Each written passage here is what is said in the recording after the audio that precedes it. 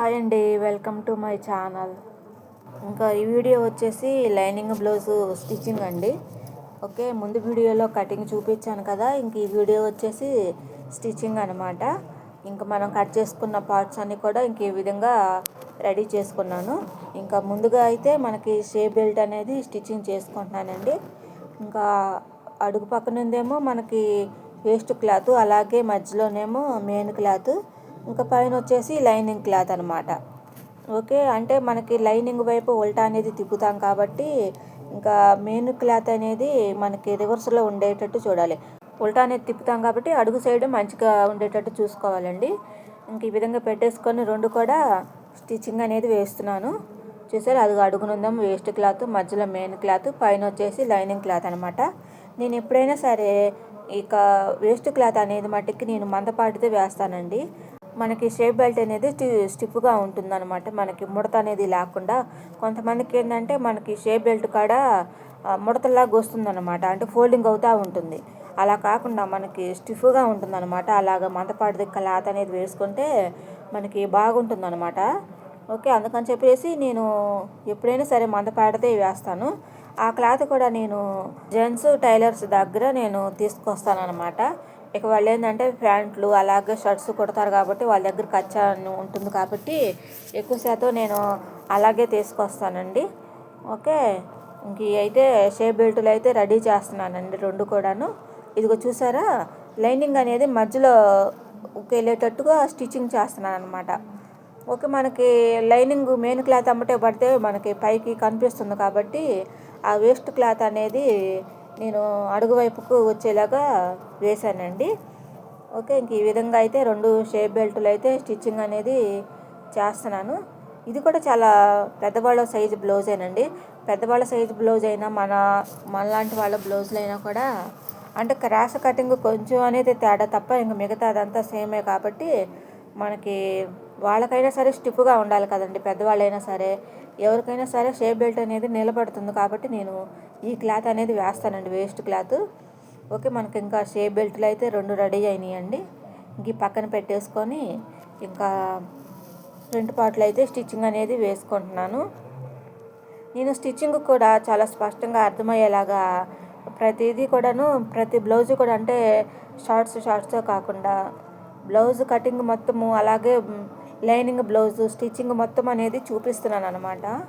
Okay, piping కానివ్వండి, మేడ పట్టీస్ కానివ్వండి, అలాగే మోడల్స్ బ్లౌజులు అయినా కూడా లైనింగ్ బ్లౌజులు అయినా సరే నేను మొత్తంగా చూపిస్తున్నానండి.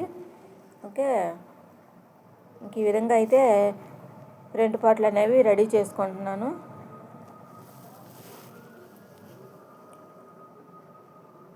ఓకే, ఇంకా మనకి ఫ్రంట్ పార్ట్లు అయితే రెండు కూడా రెడీ అయినాయండి. ఇంకా వాటి చుట్టూత వేస్ట్ క్లాత్ అనేది కూడా ఇంక ఈ విధంగా అనేది నీట్గా కట్ చేసుకొని మనకి ఇంకా సైడ్న జాయింట్ కాడ కట్స్ అనేది పెట్టానండి. చూసారా, మనకి ఇక వేస్ట్ క్లాత్ అనేది కట్ చేసేసాం కదండి. ఇక ఫ్రంట్ పార్ట్కి ఒకదానికైతే మెయిన్ డాట్స్ అనేవి వేస్తున్నానండి. ఓకే, ఇంకా ఫ్రంట్ డాట్స్ వచ్చేసి మనకి ఎలా అయితే మార్కింగులు చేసుకున్నామో ఆ మార్కింగులు ఒక సైడే కనిపిస్తాయి కానీ రెండో సైడు కనిపించవు కాబట్టి ఆ మార్కింగుల ప్రకారంగా నేను డీస్ తోటి మార్కింగ్ అనేది వేస్తున్నానండి. ఇంకా మనకి ఫ్రంట్ పార్ట్లో 3 మెయిన్ డాట్స్ కూడా అయితే వేసేసాను. ఇంకా చూసారా మనకి షేప్ ఎలా వచ్చిందో. ఓకే, ఇక నెక్స్ట్ వచ్చేసి షేప్ బెల్ట్ని జాయింట్ చేసుకుంటున్నానండి. ఓకే, ఇంకా ఒక 1/4 ఇంచు ఖర్చుతోటి మనం ఇక స్టిచ్చింగ్ అనేది వేసుకుంటున్నానండి. ఓకే, ఇక మనకి మధ్యలో మెయిన్ డాట్స్ వచ్చేసి మనకి సైడ్ వైపులో, అంటే సైడ్ వైపు జాయింట్ వైపు అనేది తిప్పుతాను అనమాట. ఓకే, 2 కుట్లు వర వేసేసాను. ఇంక ఇది కాజా పట్టీ కాబట్టి కాజా పట్టీ అనేది జాయింట్ అనేది వేస్తున్నానండి. ఈ కాజా పట్టీ మనకి మెడ నెక్కుకు ఉంటుంది కదండి, అది కట్ చేసుకుంటే మనకి ఈ కాజా పట్టీ అనేది వచ్చేస్తుంది క్లాత్. ఓకే, మనకి నెక్కుకు ఉంటుంది కదండి, బ్యాక్ పార్ట్ నెక్కుకి కట్ చేస్తాం కదండి రౌండ్ నెక్కు కానీ, ఇక అది మనకి ఈ విధంగా అయితే మటుకి ఇంకా కాజా పట్టీకి అయితే మనకి ఆ క్లాత్ అనేది సరిపోతుంది. ఒకసారి కోల్చుకుంటున్నానండి. కాజా పట్టీ వైపున నడుము కొలత అనేది మార్కింగ్ అనేది వేసుకుంటున్నాను. ఇంకా అదేవిధంగా కాజా పట్టీ వైపున కూడా కోల్చుకుంటున్నానండి. కోల్చుకొని ఖర్చువారు వదిలేసి మార్కింగ్ అనేది వేసుకున్నాను. అలాగే నెక్ కూడా కోల్చుకుంటున్నానండి, ఏమైనా తగ్గిందా పెంచి వచ్చిందని. నాకు సరిపోయిందండి. అదేవిధంగా టెస్ట్ కూడా కొలుస్తున్నానండి. ఆది బ్లౌజ్ ప్రకారంగా టెస్ట్ కొలిస్తే నేను ఎక్కడికైతే కట్స్ అనేది ఇచ్చానో అక్కడికి ఖచ్చితంగా సరిపోయిందండి. మనం ఎందుకంటే కట్ చేసేటప్పుడే మనం ఖచ్చితంగా కొలత అనేది తీసుకుంటే మనకి స్టిచ్చింగ్ అప్పుడు కూడా ఆ కొలతల ప్రకారంగానే మనకి స్టిచ్చింగ్ అనేది వస్తుందండి. ఓకే, ఇంకా రెండోది కూడా మనకి ఇంక వేస్ట్ క్లాత్ అనేది చుట్టూతో కట్ చేస్తున్నానండి. ముందుగానే మనం కుట్టుకున్నాం కాబట్టి ఇంకా వేస్ట్ క్లాత్ అనేది ఎక్స్ట్రా కట్ చేస్తున్నానండి. ఓకే, ఇంకా ఇవి కూడా మెయిన్ డాట్స్ అనేవి వేసేసుకుందాము. మెయిన్ డాట్స్ అనేది ఫ్రంట్ పార్ట్ కల్లి అంటే షోల్డర్కి మనకి సెంటర్లోకి వస్తుందండి. మనకి సెంటర్లోకి వస్తేనే మనకి మెయిన్ డాట్స్ అనేది బాగా నీట్గా వచ్చినట్టు. అలాగే ఉక్సు పట్టి కాజా పట్టి వైపున డాట్స్ ఏమో నేనైతే 1 ఇంచ్ గ్యాప్ వదిలేసి డాట్స్ అనేది వేస్తానండి. ఓకే, మనకి ఇంకా ఆమ్ డౌన్ వైపు డాట్స్ వచ్చేసి మనకి ఇంకా షేప్ బెల్ట్ వైపు డాట్స్ తీసుకుంటే దానికి సెంటర్ చూసుకుంటే మనకి ఖచ్చితంగా ఆమ్ డౌన్ వైపు సెంటర్ అనేది వస్తుందండి. ఓకే, అది కూడా నేను మీకు ముందు వీడియోలో చూపిస్తానండి. ఇంక మీదట క్లియర్గా మెయిన్ డాట్స్ ఎలాగనేది కూడా నేను ముందు వీడియోస్లో ఇంకా చూపిస్తాను. ఎందుకంటే ఇప్పుడు అర్జెంట్ బ్లౌజు ఉన్నాయి కాబట్టి ఇక నేను ఫుల్ వీడియో పెట్టాల్సి వస్తుంది. ఓకే, మీకు ఇంకా క్లియర్గా కావాలని ఎవరైనా కావాలనుకుంటే మటుకు నాకు కామెంట్స్ ద్వారా అడగొచ్చు. నాకు కామెంట్స్ కూడా చేయండి ప్లీజ్. ఇంక దాన్ని బట్టి నేను మీకు క్లియర్గా అర్థమయ్యేలాగా చెప్పడానికి ట్రై చేస్తానండి. ఓకే, ఇంక ఇది వచ్చేసి ఉక్స్ పట్టి అనమాట. ఉక్స్ పట్టి వచ్చేసి 1.5 ఇంచ్ క్లాత్ అనేది తీసుకుంటే మనకు సరిపోతుందండి ఫోల్డింగ్కి. అలాగే ఉల్టా అనేది తిప్పుతాం కాబట్టి ఇంకా దీనికి కూడా ఇక మనకు ఆది బ్లౌజ్ తోటే కొలుచుకుంటున్నానండి. నడుము కాడ కొలత, అలాగే సైడ్ వైపు జాయింట్ కాడ కూడా సరిపోయిందండి. ఖచ్చితంగా సరిపోయింది నాకు. ఇది చూసారా, నడుము కాడ నుంచి టెస్ట్ మార్కింగ్ కాడికి మార్కింగ్ అనేది వేశాను. అలాగే ఎక్స్ట్రా కొలత ఏమైనా ఉంటే కట్ చేసేసుకున్నాను సైడ్ వైపున. ఒకసారి కొలుచుకోవాలండి. మనం 2 పార్ట్లు రెడీ చేసుకున్నాక ఈ విధంగా కొలుచుకోవాలి. ఎందుకంటే హెచ్చు తగ్గులు ఏమైనా ఉండే ఏమైనా చూసుకోవాలన్నమాట. నాకైతే సరిపోయినాయండి. ఇంకా పక్కన పెట్టేసుకున్నాను. ఇంకా నెక్స్ట్ వచ్చేసి బ్యాక్ పార్ట్ రెడీ చేసుకుంటున్నానండి. మనకు తొందరగా పని కావాలన్నా కూడా నాకేంటంటే ఒక్కోసారి గమ్ముతోటి అంటిస్తానండి. గమ్ము అయిపోయి అందుబాటులో లేకపోతే స్టిచ్చింగ్ అనేది వేస్తాను. నాకు 2 కూడా ఏది పెద్ద తొందరగా ఈజీ అవుతుందని ఏముండదండి. నాకు స్టిచ్చింగ్ అయినా ఒకలాగే ఉంటుంది, అలాగే గమ్ముతో అయినా కూడా ఒకేలాగా ఉంటుంది. కాకపోతే గమ్ము ఉంటే మటుకు గమ్ముతోటి ఎక్కువ శాతం అంటిస్తానండి. ఇక లేదు, నాకు అది అందుబాటులో లేదనుకుంటే మటుకి నేను స్టిచ్చింగే చేస్తాను, లైనింగ్ మెయిన్ క్లాత్కి వచ్చేసి. ఓకే, ఇక బ్యాక్ పార్ట్ కూడా రెడీ అయిందండి. ఇంకా నడుము పట్టి కోసం అని చెప్పేసి ఇంకా మనకి లైనింగ్ క్లాత్ అనేది కట్ చేస్తున్నాను. ఓకే, ఇక మనకి ఇది కూడా 1.5 లేదా 1.5 ఇంచెస్ అనేది మనం క్లాత్ అనేది కట్ చేసుకోవాలండి. అంటే క్రాస్ కటింగ్ కాదు, మెయిన్గా సాయిగా ఉండేది కట్ చేసుకోవాలి. ఓకే, ఇంక ఈ విధంగా పీసెస్ అన్నీ కూడా మనం ఇక స్టిచ్చింగ్ అనేది వేసుకొని నడుము పట్టిని ఒకవైపుకు ఫోల్డింగ్ చేసి స్టిచ్చింగ్ అనేది వేసానండి. ఇంకా నెక్స్ట్ వచ్చేసి మనకి ఇంకా బ్యాక్ పార్ట్ మీద ఈ విధంగా పెట్టేసి స్టిచ్చింగ్ అనేది వేసుకోవాలండి. ఎందుకంటే ఒకవైపు మనం ఫోల్డింగ్ చేసి కుట్టేస్తాం కాబట్టి ఇంకా అది మనకి హెమ్మింగ్ వైపు వస్తుంది. ఇంకా పైన కూడా ఈ విధంగా ఉల్టా అనేది తిప్పి పైన ఒక కుట్టు అనేది వేసుకోవాలండి. ఇంకా ఈ విధంగా కుట్టు అనేది వేసుకోవచ్చు, లేకపోతే హెమ్మింగ్ కోసమైనా ఉంచుకోవచ్చు అండి, అది మన ఇష్టం అండి. నేనైతే కుట్టే వేస్తున్నాను. ఓకే, ఇంక ఈ విధంగా కుట్టు అనేది వేసుకున్నాక ఇంకా బ్యాక్ పార్ట్ డాట్స్ కూడా వేసేసుకోవటమేనండి. అది కూడా చూసారా, షోల్డర్లో సెంటర్కు రావాలండి బ్యాక్ పార్ట్ డాట్స్ అనేవి. ఈ విధంగా మనకి ఈ షోల్డర్ కాడ సెంటర్ చూసి పట్టుకుంటే మనకి బ్యాక్ పార్ట్ డాట్స్ అనేవి కరెక్ట్గా వస్తాయని. ఫ్రంట్ పార్ట్కైనా సరే బ్యాక్ పార్ట్కైనా సరే మనకి షోల్డర్ అనేది సెంటర్ చూసుకొని మనం స్టిచ్చింగ్ అనేది వేసుకుంటే మనకి మెయిన్ డాట్స్ అనేవి బాగా నీట్గా వస్తాయి. లేకపోతే షేప్ అనేది నీట్గా రాదండి. ఓకే, ఇంకా బ్యాక్ పార్ట్కి ఫ్రంట్ పార్ట్లు 2 కూడా షోల్డర్ కాడ జాయింట్ అనేది వేస్తున్నానండి. చూసారా, 2 కూడా ఇక మనకు 2 రెడీ అయినాయి, బ్యాక్ పార్ట్ ఫ్రంట్ పార్ట్. ఇంకా నెక్స్ట్ వచ్చేసి బ్యాక్ పార్ట్కి నడుము కొలత అనేది కొలుచుకుంటున్నానండి. అంటే ఆది బ్లౌజ్ తోటి నడుము కొలత అనేది కొలుచుకొని మార్కింగ్ అనేది వేసుకుంటున్నాను. ఎందుకంటే ఫ్రంట్ పార్ట్లు కూడా మార్కింగ్ అనేది వేసుకున్నాం కాబట్టి బ్యాక్ పార్ట్కి కూడా వేసేసుకోవాలి ఒక్కసారే. ఇంకా నెక్స్ట్ వచ్చేసి హ్యాండ్స్ అండి. హ్యాండ్స్కి ఒకవైపు అయితే మనకి జాయింట్ అయితే పడుతుంది కదండి, ఆ జాయింట్ అనేది మట్టుకు వేస్తున్నాను. ఇప్పుడు నేను వేస్తుంది లైనింగ్కి అనమాట. ఓకే, చూసారా, ఇంకా రెండో దానికి కూడా మనకి ఎంత క్లాత్ అయితే పడుతుందో అంత తీసుకోవాలండి. ఒకవైపు ఒకదానికి వేసాను కదా, రెండోసారి కూడా రెండో వైపు వేసేసాను. జాయింట్ అనేది వేసి ఇంకా ఎక్స్ట్రా క్లాత్ అనేది కట్ చేస్తున్నానండి. ఓకే, ఇంకా మనకి లైనింగ్ అనేది హ్యాండ్స్ రెడీ అయినాయండి. వీటిని హ్యాండ్స్ కర్వ్ అనేది కట్ చేసుకుందాము. ఎందుకంటే నేను ఎప్పుడైనా సరే జాయింట్లోనే వేసాకే హ్యాండ్స్ కర్వ్ అనేది మార్కింగ్ వేస్తాను కదా, ఆ మార్కింగ్ ప్రకారంగా కట్ చేస్తానండి. ఇంకా హ్యాండ్స్ కర్వ్ కూడా తీసేసాము. ఇంక నెక్స్ట్ వచ్చేసి మనకి ఇంకా మెయిన్ క్లాత్ హ్యాండ్స్ అండి. ఓకే, ఇంకా వీటికి కూడా ఎంత సరిపోతుందో చూసుకుంటున్నానండి ఒకసారి. ఇంక దాని ప్రకారంగా స్టిచ్చింగ్ అనేది వేసుకుంటున్నాను. అంటే మనం ఒకసారి తక్కువ ఎక్కువ కాకుండా మనకి లైనింగ్కి వేసాం కదండి జాయింట్స్, దాన్ని బట్టి కొలుచుకొని ఎంత క్లాత్ పడుతుంది అనేది మనం దానికి మెయిన్ క్లాత్కి జాయింట్ అనేది వేసుకోవాలండి. ఇది కూడా నేను 2-3 రకాలుగా చూపించానండి. ముందు వీడియోస్లో కూడా ఇంకోలాగా చూపించాను, హ్యాండ్స్కి లైనింగ్ అనేది ఎలా జాయింట్ చేసుకోవాలని చెప్పేసి. ఓకే, ఇంకా మనకి మెయిన్ క్లాత్కి కూడా జాయింట్ అనేది వేసేస్తాం కదా, కింద సైడు 1/2 ఇంచు అనేది ఫోల్డింగ్ చేసి ఇక చుట్టూతో స్టిచ్చింగ్ అనేది వేస్తున్నానండి. మనకి టైలరింగ్ వస్తే చాలండి, మనకి ఏది ఈజీగా ఉంటుందో పని అనేది ఇక దాని ప్రకారంగా మనం స్టిచ్చింగ్ అనేది వేసుకోవటమే. టైలరింగ్ అనేది చాలా మనకి ఆడవాళ్ళకి మటుకి చాలా అదొక నేర్చుకోవడం మటుకు అది మనకి ఆడవాళ్ళకి మటుకు చాలా అదృష్టంగానే భావించాలండి. ఎందుకంటే దానివల్ల అసలు ఎంత ఉపయోగం అనంటే, నాకు నేర్చుకున్నాక ఇప్పుడు నేను స్టిచ్చింగ్ చేసి మీకు వీడియోస్ తీస్తున్నానంటే నాకే నమ్మబుద్ధి కావటం లేదు. ఓకే, ఇంకా అలా అదేవిధంగా రెండోది కూడా హ్యాండ్స్కి జాయింట్ అనేది వేస్తున్నాను.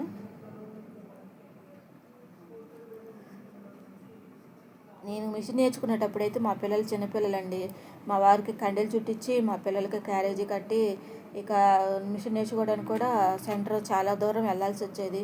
అయినా కూడా మా వారు అయితే నన్ను వద్దని చెప్పకుండా నన్ను పంపించి నేర్చుకోమని నన్ను చెప్పారు. ఇంకా అదేవిధంగా టైలరింగ్ అయితే చాలా ఆడవాళ్ళకి చాలా యూస్ అవుతుందండి. నేను ఎవరైనా నేర్చుకోవాలా వద్దా అలా ఆలోచించే వాళ్ళకైతే మటుకి నేను నేర్చుకోమని చెప్తానండి. ఓకే, ఇంకా ఈ విధంగా అయితే ఒక హ్యాండ్స్ అయితే రెడీ అయింది కదండి, అదేవిధంగా రెండోది కూడా రెడీ చేసుకున్నానండి. ఓకే, ఇంకా మనకి హ్యాండ్స్లు కూడా 2 రెడీ అయినాయి. ఇంకా వేస్ట్ క్లాత్ అనేది కూడా కట్ చేసేసాను. ఇంకా మనకు చంక ఆమ్డోన్ వైపు హ్యాండ్స్ కరువు తీసుకున్నాం కదండి, అటువైపు నేను ఇవి చూసారా ప్లస్ మార్క్ వేసాను, అలాగే డాట్స్ కూడా పెట్టాను. ఓకే, ఇంకా మనకి రెడీ అయినాయి కదా, ఇంకా హ్యాండ్స్ జాయింట్ చేసుకుందామండి. ఇంకా హ్యాండ్స్ జాయింట్ చేసుకునే మటుకి మనకి షోల్డర్ కాడ కుట్టు కాడ మటుకి గోరుతోటి మటుకి ఈ విధంగా ప్రెస్ అనేది చేసుకుంటే మనకి షోల్డర్ కాడ కుట్టు అనేది నీట్గా ఉంటుందండి. ఓకే, ఇంక ఈ విధంగా హ్యాండ్స్ అయితే జాయింట్ చేస్తున్నానండి. మనకి హ్యాండ్స్ జాయింట్ చేసేటప్పుడు షోల్డర్ కాడకి అలాగే హ్యాండ్స్కి మనకి సెంటర్లో కట్స్ అనేది పెడతాం కదండి, ఆ రెండు కూడా సమానంగా వచ్చేలాగా చూసుకోవాలన్నమాట. అంటే హ్యాండ్స్ షోల్డర్ కాడ కట్స్ అలాగే మనకి షోల్డర్ జాయింట్ రెండు ఒకే చాటుకు వస్తేనే మనకి హ్యాండ్స్ కూడా నీట్గా వస్తుంది. లేదంటే హ్యాండ్స్ అనేది ఒకవైపు పట్టేసి లాగేసినట్టుగా ఉంటుందన్నమాట. ఓకే, అందుకని చెప్పేసి మనకి షోల్డర్ కాడ కుట్ అనేది అలాగే హ్యాండ్స్కి సెంటర్ మనకి కట్స్ అనేది కూడా రెండు సమానంగా వచ్చేలాగా చూసుకోవాలని చెప్తున్నాను అనమాట. ఓకే, ఇది ఇప్పుడు నేను చూపిస్తున్నాను చూడండి, అదే విధంగా అంటే సెంటర్లో చూసుకొని మనకి ఎక్స్ట్రా క్లాత్ అనేది ఈ విధంగా అవతలకి జరుపుకోవాలన్నమాట, మనకి సైడ్ వైపు జాయింట్ వైపుకి. ఓకే, ఇంక ఈ విధంగా అయితే ఒక హ్యాండ్స్ అయితే రెడీ అయింది కదా, రెండోది కూడా స్టిచ్చింగ్ అనేది వేసుకుంటున్నానండి.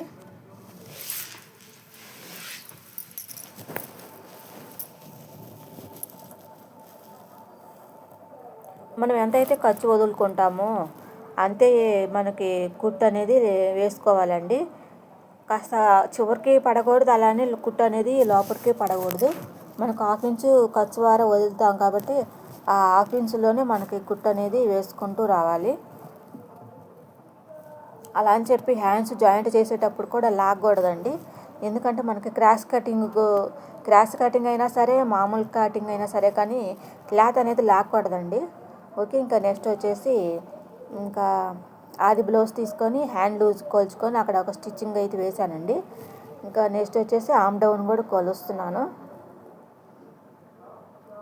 ఈ విధంగా ఆమ్ డౌన్ కూడా కొలుచుకొని మార్కింగ్ అనేది వేసి మన ఆమ్ డౌన్ కాడ నుంచి అలాగే హ్యాండ్ లూజ్ కాడికి ఈ విధంగా గీతలాగా అయితే మార్కింగ్ అనేది వేసానండి.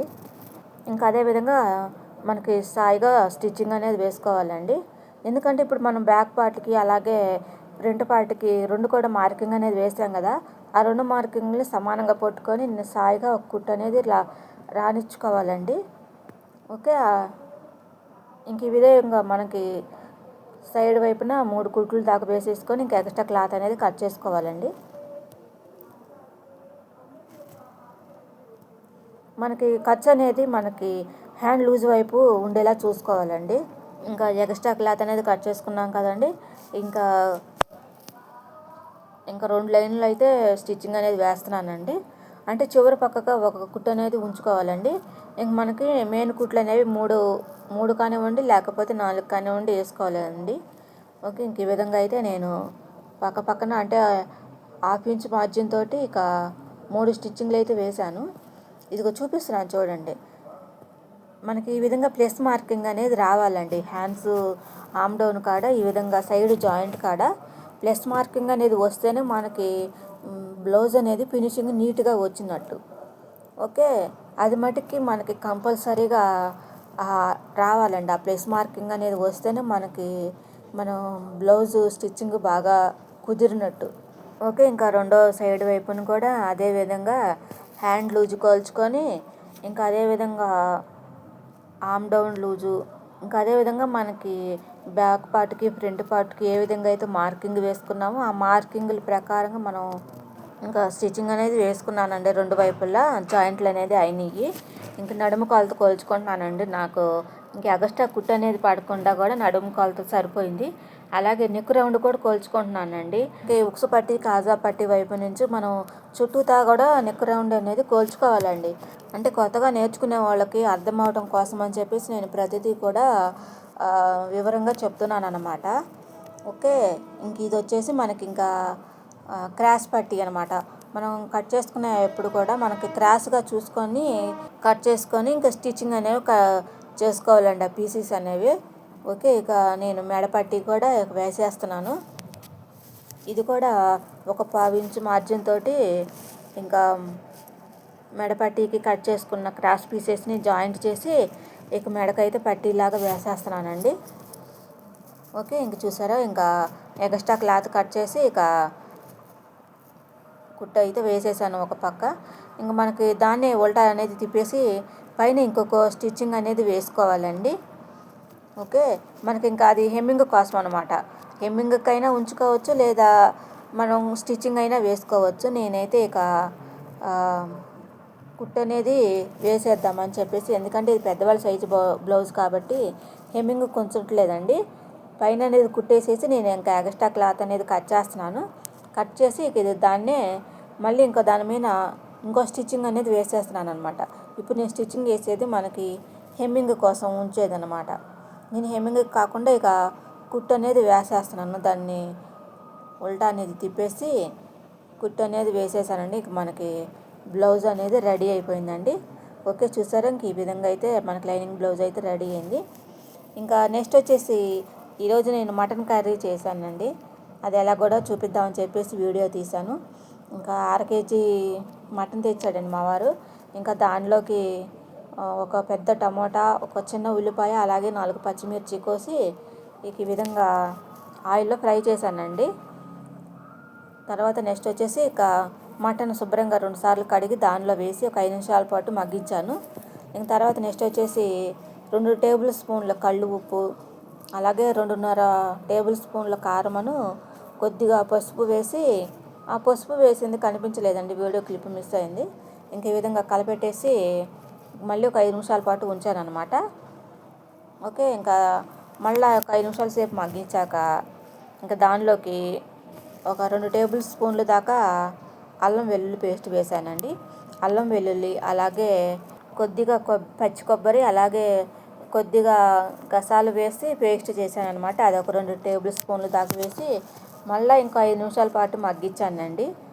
ఓకే, ఇంకా తర్వాత ఇప్పుడు నేను కొత్తిమీర అలాగే కరివేపాకు కట్ చేశాను అనమాట. ఇంకా కట్ చేసి దాన్ని కూడా నీళ్ళలో శుభ్రంగా కడిగి వేసాను 2 కూడా. ఇంకా అందులోనే 1 స్పూన్ గరం మసాలా వేసి మళ్ళీ ఇంకో 5 నిమిషాల పాటు మగ్గించానండి. ఇక మగ్గిన తర్వాత చూసారా, ఇంకా ఈ విధంగా 2 చెంబుల దాకా వాటర్ పోసి ఇక దాదాపు 5 విజిల్ దాకా ఉడికించానమాట.